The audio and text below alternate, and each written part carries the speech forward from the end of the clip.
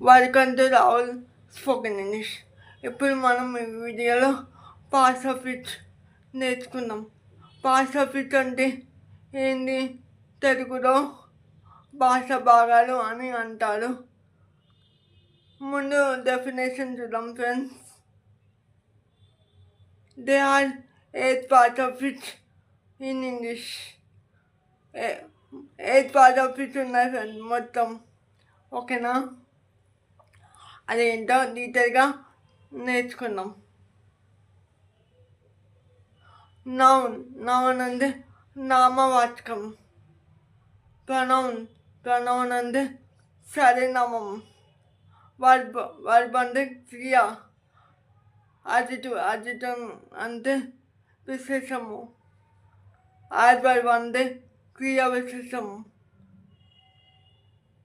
Preposition అంటే విపత్తి పదము. Conjunction అంటే సముచ్చయము. ఇంటరెక్షన్ ఉన్నప్పుడు ఆశ్చర్యం అర్థము. ఓకేనా?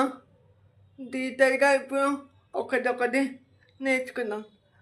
నౌన్ అంటే ఏమి తెలుపుతుందంటే పేరుని తెలుపుతుంది.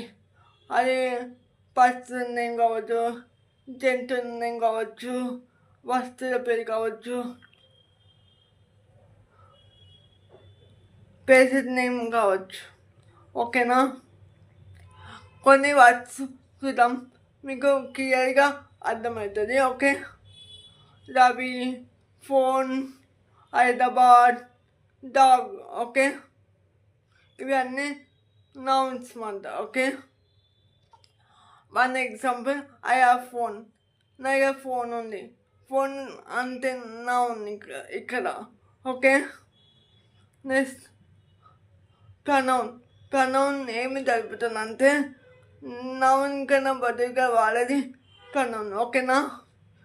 కొన్ని వర్డ్స్ ఉన్నాయి. ఐ, ఈ, షీ, ఇట్. ఐ అంటే నేను, షీ అంటే ఆమె, ఈ అంటే అతను, ఇట్ అంటే అది, ఇది. Okay, next one example, I know, నాకు తెలుసు. ఐ అంటే ఇక్కడ ప్రొనౌన్. ఓకే, నెక్స్ట్ వర్బ్ ఏమి తెలుపుతుందంటే మనం చేసే పనిని తెలుపుతుంది. ఓకేనా? కొన్ని వర్డ్స్ చూద్దాం. కమ్,